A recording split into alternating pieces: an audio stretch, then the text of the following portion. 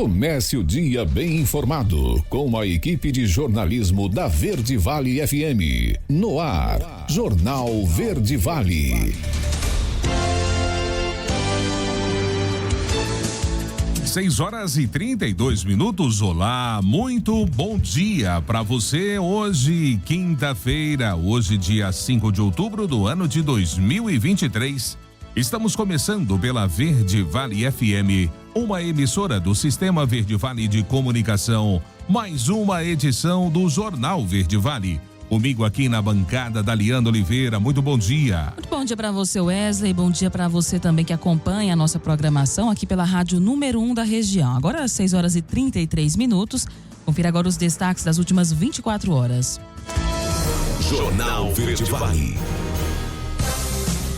Projeto para taxar offshores e fundos exclusivos entra na pauta, mas Câmara adia votação para o dia 24. Seca no norte. O ONS cogita paralisar hidrelétrica no Amapá e acionar termoelétricas para suprir o Acre e Rondônia. Polícia apreende suspeito de aplicar golpes em mais de 40 pessoas em Goiânia e região. Polícia Federal apreende helicóptero avaliado em R$10 milhões que era usado para o tráfico internacional de drogas em Goiânia. Copa do Mundo 2030 será em Espanha, Portugal e Marrocos, com abertura no Uruguai. Senado aprova a compensação de R$27 bilhões a estados e municípios. Congresso derruba vetos de Lula e de Bolsonaro sobre o Código do Trânsito e Lei das Ferrovias. 11 pessoas são presas em operação contra o tráfico de drogas em Quirinópolis. Os detalhes destas e outras notícias você vai conferir a partir de agora, aqui no Jornal Verde Vale. A notícia em primeira mão. Jornal Verde Vale. Jornal Verde Vale. Verde Vale. Notícias do Brasil.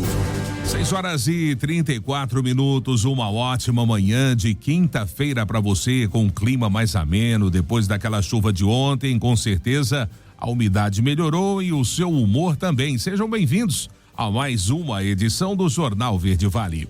Olha, apesar de ter entrado na pauta da Câmara nesta quarta-feira, o projeto de lei que prevê a taxação de offshores e dos fundos exclusivos não será votado. Após reunião com o presidente da Casa, Arthur Lira, líderes afirmaram que a votação será no próximo dia 24. As duas propostas são essenciais para a equipe econômica que trabalha para aumentar a arrecadação em 2024 e zerar o déficit nas contas públicas. O projeto recebeu urgência constitucional do governo e, por isso, a partir do dia 14 de outubro, passa a trancar a pauta de votações na Câmara, ou seja, impede outras análises. Alguns líderes lembraram que o relatório do deputado Pedro Paulo só foi divulgado na noite da terça-feira e, portanto, não houve tempo de discutir o mérito. Como o texto não foi votado nesta quarta, os deputados decidiram esperar pelo retorno do presidente da Câmara e de líderes partidários ao Brasil. Os deputados viajam na próxima segunda-feira para a Índia e depois para a China, onde participam de reuniões de parlamentares de outros países e retornam apenas no dia 20. E o Operador Nacional do Sistema Elétrico, a ONS, pode desligar uma das 4 usinas hidrelétricas no Amapá por causa da forte estiagem na região. A informação foi confirmada pelo diretor-geral da ONS, Luiz Carlos Ciotti, a jornalistas nesta quarta-feira. As 4 usinas são Santo Antônio do Jari, Ferreira Gomes, Cachoeira Caldeirão e Coraci Nunes. Ciotti participou na quarta-feira da reunião do Comitê de Monitoramento do Setor Elétrico do Ministério de Minas e Energia em Brasília. As 4 usinas são pequenas e Cachoeira Caldeirão seria mais prejudicada pela forte seca. Contudo, ainda não foi definida qual delas será desligada. Segundo o Ciotti, o Ministério de Minas e Energia havia pedido ao ONS um estudo sobre o acionamento de usinas termoelétricas para fornecimento de energia no Acre e em Rondônia. 2 termoelétricas estão sendo consideradas, Termonorte 1 e Termonorte 2. 6h36. CCJ do Senado aprova limites de poderes ao Supremo Tribunal Federal e ministro Barroso reage. Vamos conferir os detalhes com Yuri Hudson. A Comissão de Constituição e Justiça do Senado aprovou nesta quarta-feira uma proposta de emenda à Constituição que limita decisões monocráticas de ministros do Supremo Tribunal Federal. A votação aconteceu em uma sessão relâmpago que durou menos de 1 minuto. O projeto relatado pelo senador Esperidião Amin versa também sobre os pedidos de vista, aquele tempo extra para análise de processos. A PEC disciplina que esse pedido de vista em tribunais devem ser coletivos e limitados a 6 meses, podendo ser renovado por mais 3. A proposta também proíbe decisões monocráticas de um único ministro que tenham como efeito suspensão de leis ou ato normativo que atinja a coletividade e também que suspendam atos do presidente da República ou dos presidentes da Câmara ou do Senado. Para o relator Esperidião Amin do Podemos, a PEC pode colaborar com a harmonia entre os poderes. Que nós não tenhamos que ficar murmurando críticas pelas decisões monocráticas que se perpetuam através dessas manobras e pedidos de vista, que não são pedidos de vista, são pedidos para que não sejam vistos os autos de um processo. Eu acho que esta proposta de emenda constitucional está madura para ser debatida, se for o caso, aperfeiçoada e votada. Essa é mais uma investida do Congresso contra o Supremo Tribunal Federal em um momento de tensão entre Legislativo e Judiciário. No fim de setembro, o Senado aprovou um projeto de lei que contrapõe a decisão do Supremo sobre demarcação de terras indígenas. No início da semana, o presidente do Congresso, Rodrigo Pacheco, afirmou que colocaria em discussão um projeto que limita o mandato de ministros da Suprema Corte. Nesta quarta, o novo presidente do STF, ministro Luiz Roberto Barroso, reagiu. Ele sustentou que nenhum tema é um tabu, mas, para o magistrado, não há razão para mudanças no STF. De modo que eu, honesta e sinceramente, considerando uma instituição que vem funcionando bem, eu não vejo muita razão para se procurar mexer na composição e no funcionamento do Supremo. Mas, enfim, o debate público no Congresso é legítimo e nós participamos também desse debate público. Com a aprovação da PEC na Comissão de Constituição e Justiça, agora a proposta segue para análise do plenário do Senado Federal. Agência Rádio Web de Brasília, Yuri Hudson. Jornal Verde Vale. Notícias de Goiás. 6h39. E a Polícia Civil prendeu na tarde desta quarta-feira um homem suspeito de praticar golpes contra pelo menos 40 pessoas.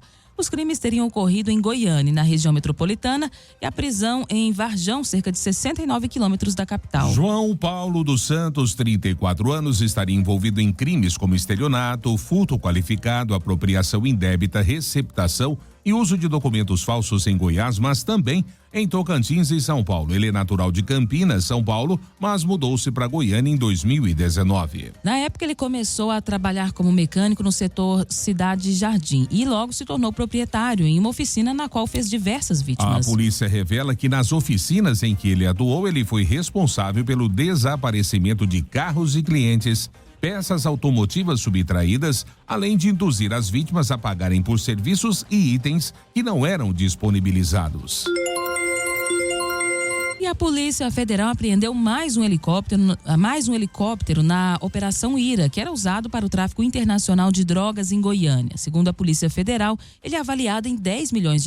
Foram cumpridos 4 mandados de busca e apreensão. A operação é continuidade da ação da Polícia Federal realizada no início do mês de agosto deste ano, onde foram apreendidos 406 quilos de cocaína em uma fazenda em Anicuns, além de outros 3 helicópteros. A Operação Ira, realizada pela Polícia Federal e a Polícia Militar de Goiás e também de Mato Grosso, prendeu o piloto e o filho do dono da fazenda, onde a droga estava armazenada, em Anicuns, no centro goiano. Na propriedade rural, os policiais apreenderam 2 helicópteros, 2 carros, 2 armas de fogo e cerca de 400 quilos de cocaína, isso no dia 11 de agosto. No dia 30 de agosto, o 3º helicóptero foi apreendido na zona rural de Paraguaçu Paulista, em São Paulo. De acordo com o delegado Bruno Gama, as 3 aeronaves eram abastecidas durante os voos para agilizar e disfarçar o esquema. Segundo os relatos da operação, a droga era trazida do Paraguai para Goiás e armazenada nessa fazenda de Anicuns para ser distribuída em outras partes do estado e do país. A investigação segue na tentativa de identificar outros integrantes do esquema criminoso. E uma mulher foi presa em Trindade por aplicar golpes na venda de imóveis do programa Minha Casa Minha Vida. Os detalhes é com Túlio Isaac Filho. Faziam Operação Minha Casa Minha Vida. Golpes que realmente lesavam pessoas de baixa renda, pessoas que realmente precisavam ter a sua casa. Como é que funcionava esse golpe que gerou aí mais de R$500 mil em apenas 2 meses para essa mulher. Exatamente. Ela captava pessoas que queriam comprar apartamentos, falando que tinha apartamentos do Minha Casa Minha Vida disponíveis que não tinham sido vendidos. Diante disso, ela oferecia esses apartamentos e cobrava um sinal de R$2.000 até R$6.000 inicialmente, que a gente apurou. Hoje, com vítimas vindo aqui a toda hora na delegacia, já estamos chegando a valores de R$15.000 como sinal. E a partir desse momento a pessoa depositava o dinheiro para ela e ela ficava enrolando, falando, não, tá saindo. Teve um problema, uma burocracia aqui no documento. A vítima começava a insistir com ela, onde ela começava a usar de possíveis influências de autoridades locais. Chegava a ameaçar? Chegava a falar que isso não dava em nada, porque ela conhecia a delegada de Trindade, ela conhecia vereadores de Trindade, que o filho era policial, que nada poderia acontecer. Ela coagia as pessoas nesse sentido. Doutor Matheus, esse material, Rodrigo, dá uma geral pra gente aqui, esse material todo que está em cima da mesa. Nós temos ali, parece que recibos, até armas de fogo, um airsoft que foi modificada e se transformou em uma arma de fogo. Que material é esse? Que recibos são esses? Quantas vítimas? Me conta disso tudo. Esse material a gente aprendeu ontem na deflagração da operação, a busca domiciliar. São diversos recibos de vítimas que ela costumava fazer, do sinal que as pessoas davam. Ela colocava o selo público como se estivesse registrado em cartório. Durante a busca encontramos 1,38, munições de calibre 38, aquela arma que é uma airsoft, mas ela foi modificada para ser uma calibre 22, além de diversos cheques e documentos que a gente ainda vai analisar. Hoje, mais ou menos, por cima, aí nós já temos quantas vítimas? Pelas nossas investigações, mais ou menos de 100 a 200 vítimas, incluindo já pessoas do exterior aparecendo. Pode aparecer mais? Por isso está sendo divulgada a foto dela? Pode aparecer mais. A foto dela está sendo divulgada exatamente para isso, para a gente encorajar as vítimas a comparecer aqui no grupo de investigação criminal de Trindade, para poder falar sobre o que aconteceu e de quanto ela teve de prejuízo econômico. Convoco todas as vítimas que foram vítimas da Carla a comparecer aqui no grupo de investigação criminal em Trindade, no setor Sol Dourado. Ela fica no complexo da Central de Flagrantes do 1º DP. É só comparecer aqui ou ligar no nosso telefone que a gente vai fazer o devido agendamento para a gente colher todas as oitivas dessas vítimas. Túlio Isaac Filho, da Agência Brasil Central. Jornal Verde Vale. Esportes. 6h44 agora. E o Brasil alcançou nesta quarta-feira uma das maiores glórias da história da sua ginástica artística. Em um esporte onde a tradição conta e é medida no resultado coletivo, a medalha de prata alcançada nesta quarta-feira pela equipe feminina do Brasil na Antuérpia, na Bélgica, vai para o topo das prateleiras de conquistas. Rebeca Andrade liderou o time brasileiro com uma apresentação de primeiro nível, incluindo espetáculo no solo, mas foi o desempenho de Flávia Saraiva que fez a diferença para o pódio. Flavinha melhorou em 0,8 pontos a soma de suas notas das eliminatórias e permitiu que o Brasil superasse em 1,2 pontos o ótimo desempenho das eliminatórias, o que é muito difícil, já que na final não há descartes. O ouro ficou com a equipe dos Estados Unidos, de Simone Biles, 2,2 pontos à frente. O Brasil teve 165 com uma única queda de Júlia Soares na trave, aparelho em que Rebeca também não foi tão bem. De resto, um show de Rebeca, Júlia, Flávia, Jade Barbosa e Lohane Oliveira. Enquanto isso, Grã-Bretanha e China, que haviam avançado em segundo e terceiro lugares, colecionaram quedas, tanto que o bronze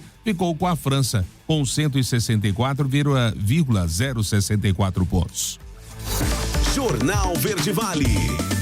Agronegócios. 6h46. E o mercado físico do boi gordo segue com preços firmes. Novamente houve negociações acima das referências médias em algumas regiões.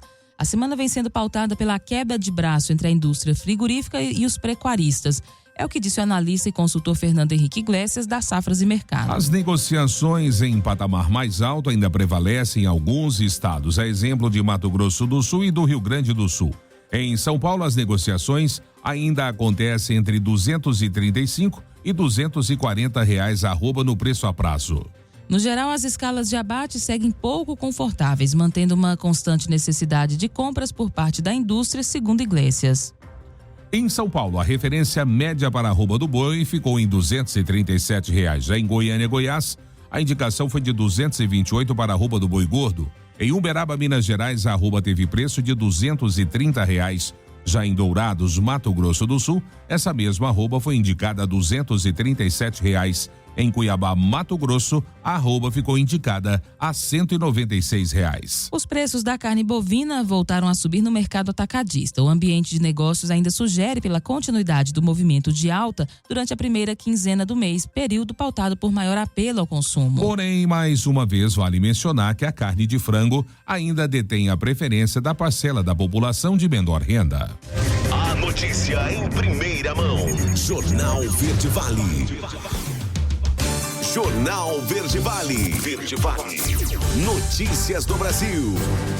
7h01 agora, já de volta com o Jornal Verde Vale.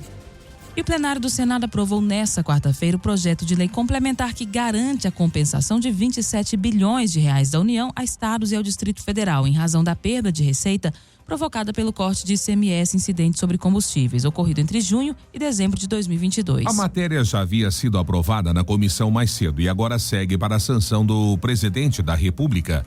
A matéria foi proposta pelo governo federal para formalizar um acordo homologado pelo Supremo Tribunal Federal, no qual a União se compromete a compensar os estados. A necessidade de repor as perdas se deu depois da aprovação, em junho do ano passado, de duas leis complementares que desoneraram o ICMS cobrado sobre a venda de combustíveis, uma das principais receitas do estado. Na época, havia pressão para que o governo federal contivesse o aumento do preço nos postos. Com as receitas desfalcadas, governadores foram à justiça e obtiveram liminares no STF para que os cofres estaduais fossem ressarcidos. Do total acordado, mais de 15,2 bilhões de reais já foram ajustados, inclusive nas dívidas com a União, e o restante só será acertado até 2025. E o Congresso Nacional derrubou nesta quarta-feira 2 vetos presidenciais, um de Lula e outro de Jair Bolsonaro, sobre a lei das ferrovias e a reformulação do Código de Trânsito Brasileiro. Nesse último caso, os parlamentares decidiram voltar com a multa e a infração gravíssima para motoristas habilitados nas categorias C, D e E, que não fizerem o exame toxicológico a cada 2 anos e meio. O resultado negativo do exame toxicológico é exigido para que o motorista possa renovar a carteira de habilitação. O projeto de lei prevê, então, multa e infração gravíssima para quem não realizar o procedimento. Esse trecho havia sido vetado por Lula, que argumentou que a punição seria demasiada. Agora, o veto foi derrubado pelo Congresso. Para ajudar na fiscalização, outro dispositivo que também havia sido vetado e agora vai fazer parte da lei, prevê a edição de uma norma pelo Ministério do Trabalho para regulamentar a aplicação dos exames toxicológicos já exigidos pela consolidação das leis do trabalho, a CLT, de motoristas de empresas de transporte. E o Ministério lançou regras para novos cursos de medicina no Brasil. Vamos conferir essas novidades nessa matéria de Bruno Moreira. Novo edital que detalha os procedimentos necessários para obter autorização de funcionamento dos cursos de medicina no Brasil foi lançado nesta quarta-feira em Brasília. O objetivo é a formação de novos 10 mil médicos nos próximos 10 anos, para atender com prioridade os vazios assistenciais. Isso porque o documento dá ênfase à retomada dos critérios definidos na Lei do Mais Médicos. O edital vai assumir um papel decisivo na etapa de formação, de acordo com a ministra da Saúde, Nízia Trindade. Garantindo a formação de qualidade, garantindo também as residências, né? Quero frisar muito, esse é um grande ponto da nossa unidade, da nossa preocupação, e garantindo também o aperfeiçoamento dessa formação médica e levando o médico próximo às necessidades da comunidade. Esse é o objetivo maior de todo esse trabalho. Nízia esteve ao lado do ministro da Educação, Camilo Santana, no anúncio do novo edital. Segundo ela, o trabalho foi desenvolvido a partir do esforço interministerial e também representa, na prática, uma retomada do protagonismo do Estado na coordenação da expansão dos cursos de medicina. Para atender os números projetados, mantenedoras de instituições de ensino privadas passarão a ter permissão de apresentar projetos para a instalação de novos cursos em mais de 1.700 municípios pré-selecionados. O edital prevê no máximo 95 novos cursos no país. Agência Rádio Web, Produção e reportagem, Bruno Moreira. Jornal Verde Vale. Notícias de Goiás.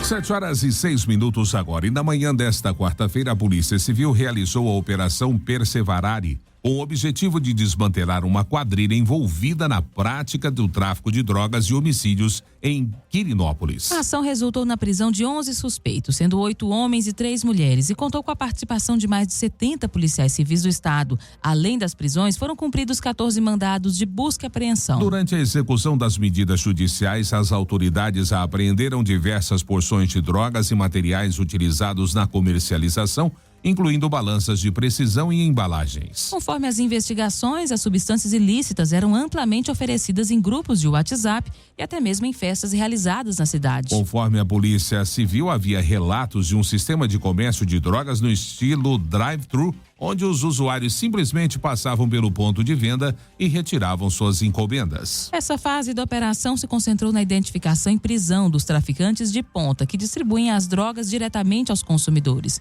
Novas diligências estão programadas para desvendar a rede de fornecedores envolvida no tráfico de entorpecentes da região.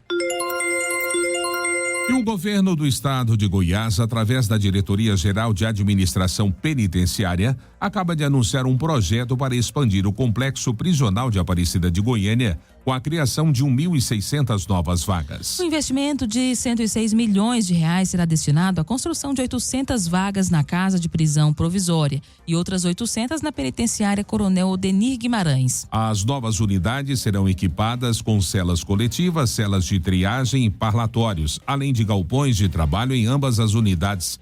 As celas terão trancas aéreas, eliminando o contato direto entre policiais penais e os presos, e não contarão com pontos de energia nas celas. A previsão é que a inauguração da expansão ocorra em janeiro, enquanto a outra está marcada para abril do próximo ano. O projeto de ampliação empregará tecnologia avançada, incluindo a construção modular pré-fabricada, onde 85% da obra é realizada em fábrica e montada no local, garantindo maior rapidez na execução. Além dessa expansão em Aparecida de Goiânia, estão previstas a construção de 4 novas unidades prisionais regionais em Caldas Novas, Catalão, Lusiânia e Formosa, cada uma com 400 vagas, representando um investimento total de 175 milhões de reais.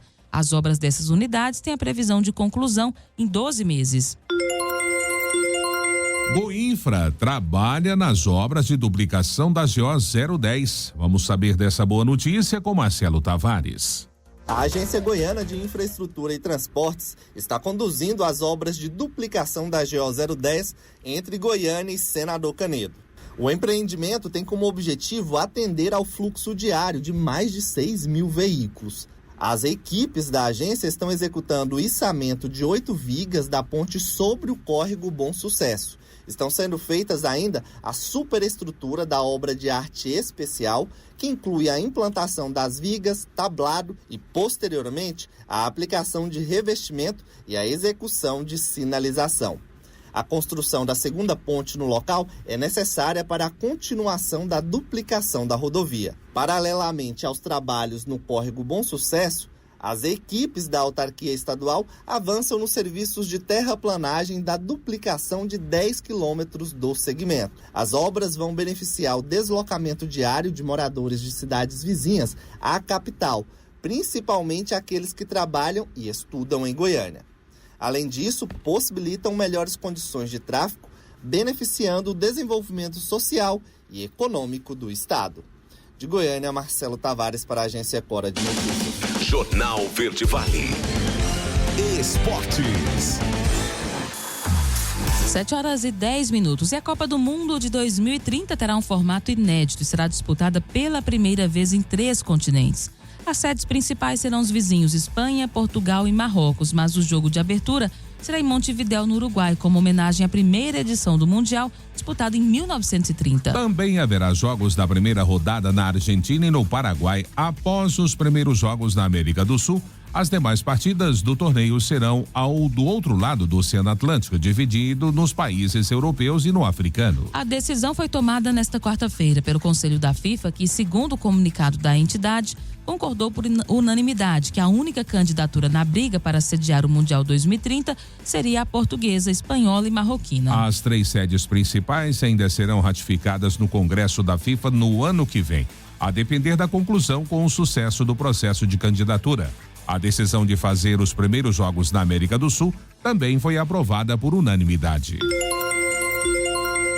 E o Fluminense estava sendo eliminado da Conmebol Libertadores até os 35 minutos do segundo tempo. Aos 41, comemorava o gol de Germancano, o da virada num Beira-Rio com 50 mil pessoas. Em 6 minutos, o Fluminense marcou com John Kennedy e o argentino, do artilheiro do torneio, para avançar na decisão após 15 anos. No primeiro tempo, o mercado havia colocado o Inter em vantagem. A virada, porém, encerra o sonho do Tri. Por outro lado, o time carioca tentará a glória eterna pela primeira vez. Classificado à final, o Fluminense agora aguarda o vencedor de Palmeiras e Boca Juniors para conhecer o adversário da decisão. As equipes se enfrentam hoje, quinta-feira, no Allianz Parque. Na ida, empate sem gols na Bamboneira. A finalíssima da Conmebol Libertadores acontece no dia 4 de novembro, um sábado, no Maracanã. Jornal Verde Vale. Agronegócios. 7h12. E o mercado brasileiro da soja teve uma quarta-feira de calmaria.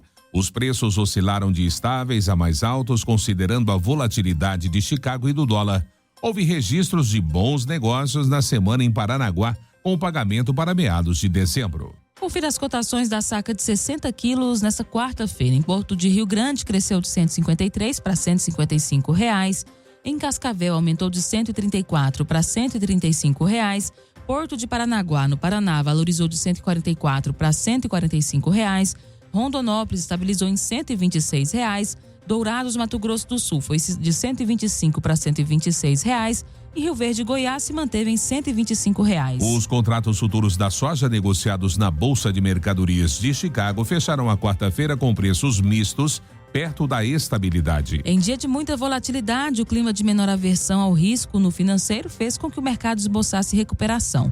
Mas a forte queda do petróleo e o cenário fundamental impediram a consolidação dos ganhos. O mercado sente a pressão sazonal do avanço da colheita nos Estados Unidos. Os rendimentos obtidos até o momento estão acima das expectativas do mercado. A perspectiva de uma safra global cheia, com produção recorde no Brasil e a recuperação da Argentina acabam segurando os contratos. Jornal Verde Vale. Verde Vale. Notícias do Brasil. 7h13. E o TSE disponibilizou o código-fonte das urnas para fiscalização. E quem conta essa história é Yuri Hudson. Faltando um ano para as eleições municipais de 2024, o Tribunal Superior Eleitoral abriu o chamado código-fonte para a inspeção.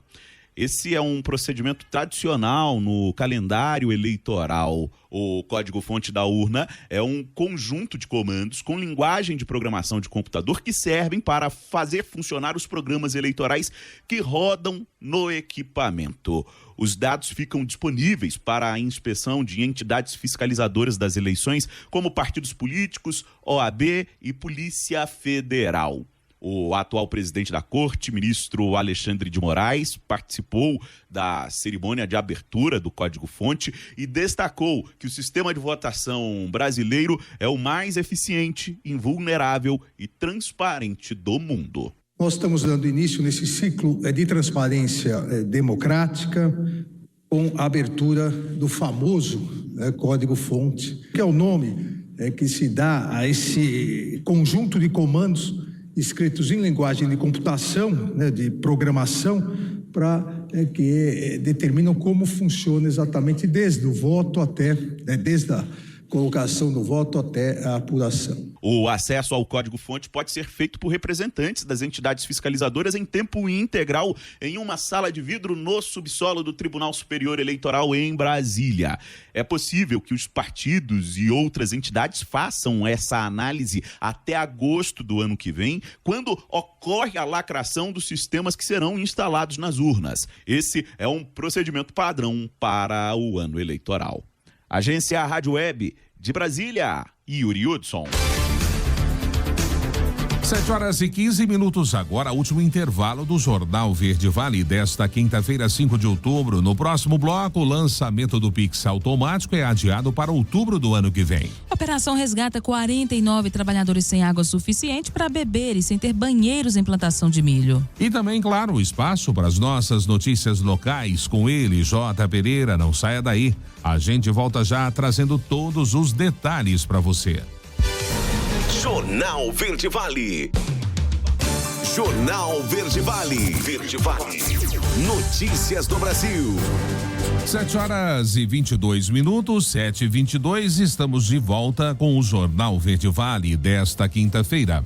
Olha, daqui a um ano, o correntista poderá agendar transferências automáticas via Pix para o pagamento de contas recorrentes. O Fórum Pix, composto por representantes do Banco Central e das instituições financeiras de pagamento, definiu a data de lançamento do Pix automático para outubro de 2024. Inicialmente prevista para abril do próximo ano, a ferramenta foi adiada em 6 meses. No entanto, segundo o Banco Central, a estimativa foi ajustada por causa da complexidade do novo produto, do tempo necessário para desenvolver o papel de cada um dos participantes e da definição de estratégias comerciais das instituições financeiras. O Banco Central também mencionou questões organizacionais internas, mas não informou se o atraso está relacionado à operação padrão dos servidores do órgão. Segundo o novo cronograma, a publicação do regulamento do Pix automático e dos manuais para os participantes vai ocorrer em dezembro. De janeiro a agosto do ano que vem, o sistema será desenvolvido. Os testes para homologar a ferramenta ocorrerão em agosto e setembro e o lançamento para o correntista em outubro. Pix automático permitirá pagamentos recorrentes de forma automática, mediante autorização prévia do usuário pagador. Os pagamentos serão debitados automaticamente, sem a necessidade de que o correntista precise autorizar cada transação. Estudantes em contagem regressiva, falta um mês para o Enem 2023. Vamos conferir essa matéria com Milena Abreu. Estudantes que vão prestar o Enem 2023 já estão em contagem regressiva. Falta um mês para a realização das provas do Exame Nacional do Ensino Médio. O exame, mais uma vez, será realizado em 2 domingos consecutivos, nos dias 5 e 12 de novembro. As provas serão aplicadas nas 27 unidades da federação. No primeiro domingo, os participantes fazem as questões de linguagens e códigos, ciências humanas e redação. No segundo dia, vão pôr à prova os conhecimentos de ciências da natureza e matemática. As provas começam às 1h30 da tarde. Os portões abrirão ao meio-dia e fecharão à 1h, sempre considerando o horário de Brasília. Este ano, pouco mais de 3.900.000 pessoas se inscreveram para o Enem 2023, total que supera em mais de 10% o número de inscritos em 2022 e também em 2021. Pouco mais de 2.400.000 candidatos, o que equivale a 63%, conseguiram a isenção da taxa de R$ 85. Nessa reta final da espera pelos exames, o ideal é que os estudantes fiquem atentos ao que precisam levar no dia da prova para evitar contratempos. É obrigatório levar caneta esferográfica de tinta preta, fabricada em material transparente, e documento de identificação válido, físico ou digital. Pode ser o RG, a carteira de motorista ou o passaporte, por exemplo. Também é aconselhável levar o cartão de confirmação de inscrição impresso. O INEP ainda vai disponibilizar o cartão com as informações como o número de inscrição, data, hora e local das provas. Da Rádio 2, Milena Abreu. Jornal Verde Vale. Notícias de Goiás. 7h26. E o Ministério do Trabalho e Emprego resgatou 49 pessoas trabalhando em situação semelhante ao trabalho escravo em uma plantação de milho em Santa Bárbara de Goiás, 50 quilômetros de Goiânia. O grupo não tinha água suficiente para beber durante a jornada. Precisava fazer as necessidades no meio do mato e estava dormindo em quartos sem ventilação e local para cozinhar ou lavar roupa. A operação aconteceu entre os dias 27 de setembro e 3 de outubro. Os resgatados chegavam a trabalhar 12 horas colhendo palhas de milho para fazer cigarros. Os trabalhadores saíram dos estados do Maranhão, São Paulo e Minas Gerais. Eles foram contratados por uma empresa da cidade de Sales de Oliveira, em São Paulo. Após o resgate, a empresa foi obrigada a pagar os direitos trabalhistas e ultrapassam R$400 mil. Além disso, as 49 pessoas resgatadas vão receber 3 parcelas do seguro-desemprego, no valor de um salário mínimo cada, e vão retornar aos seus estados de origem. E o Ministério da Educação autorizou a abertura de novas 120 vagas no curso de medicina em Goiás. É uma iniciativa destinada a atender aos requisitos estabelecidos pela Lei do Mais Médicos, que possibilita que mantenedoras de instituições educacionais privadas enviem propostas para a implementação de novos cursos em municípios previamente selecionados. Ao todo, 43 municípios em Goiás estão aptos a receber as vagas em 2 novos cursos de medicina. Para definir essa lista de cidades goianas, o MEC levou em conta os seguintes critérios: apresentar média inferior a 2,5 médicos por 1.000 habitantes, possuir hospital com pelo menos 80 leitos, demonstrar capacidade para abrigar curso de medicina em termos de disponibilidade de leitos com pelo menos 60 vagas, e não ser impactado pelo plano de expansão de cursos de medicina, o aumento de vagas e abertura de novos cursos nas universidades federais. Ainda segundo o ministro do MEC, Camilo Santana, todas as instituições de ensino superior têm a oportunidade de participar do edital, competir e submeter propostas, desde que atendam aos 4 critérios estabelecidos no documento. Além de Goiás, os outros estados brasileiros também tiveram municípios pré-selecionados, bem como o número de cursos e vagas. Jornal Verde Vale. Esportes. 7h28 e nesta quarta-feira o LDU empatou em 0-0 com Defensa e Justiça no estádio Cidade de Lanús pelo segundo jogo da semifinal da Sul-Americana. Depois de vencer o jogo de ida por 3-0, os visitantes se fecharam, seguraram a pressão e garantiram a vaga na decisão contra o Fortaleza. Decidida em partida única, a grande final da Copa Sul-Americana entre LDU e Fortaleza será disputada no dia 28 de outubro no estádio Domingo Burguenho, em Maldonado, no Uruguai. A partida ainda não tem horário definido. E foi na raça, diante do ginásio do Maracanãzinho lotado, o Brasil derrotou a Ucrânia por 3-2, parciais de 36-38, 25-20, 21-25, 25-18 e 15-11 de virada, e conquistou assim a sua terceira vitória em 4 rodadas do pré-olímpico de vôlei masculino. Após um início equilibrado, o Brasil elevou o seu nível no bloqueio e conseguiu abrir uma pequena vantagem no marcador. Mais tarde, os ucranianos passaram a acertar os saques potentes que dificultaram a recepção e o passe da seleção brasileira. Dessa forma, a Ucrânia chegou ao empate em 23-23. Na sequência, depois de uma longa sequência de pontos, o país europeu fechou a parcial vencendo por 38-36. Já no quarto set, a disputa iniciou equilibrada, com as seleções se alternando na liderança do marcador. Depois, com o grande apoio da sua torcida, o Brasil passou a ter o controle das ações e o triunfo na parcial por 25-18. Assim, o jogo se encaminhou para ser decidido no tie-break. Na etapa decisiva da partida, o Brasil começou com uma ótima eficiência ofensiva, que levou a equipe a abrir 10-6. Por fim, o oposto, Darlan, brilhou nos últimos ataques e sacramentou a vitória brasileira em 15-11. Jornal Verde Vale. Agronegócios. 7h30. E a quarta-feira chegou ao seu final com os preços futuros do milho registrando leves aumentos na Bolsa Brasileira. Após operar em queda por boa parte do pregão, as principais cotações flutuaram na faixa entre R$ 60,00 e R$ 67,84. O vencimento novembro 23 foi cotado a R$ 60,00, com alta de 0,33%. Janeiro 24 valeu R$ 64,00, com ganho de 0,36%. Março 24 foi negociado por R$ 67,84, com elevação de 0,67%.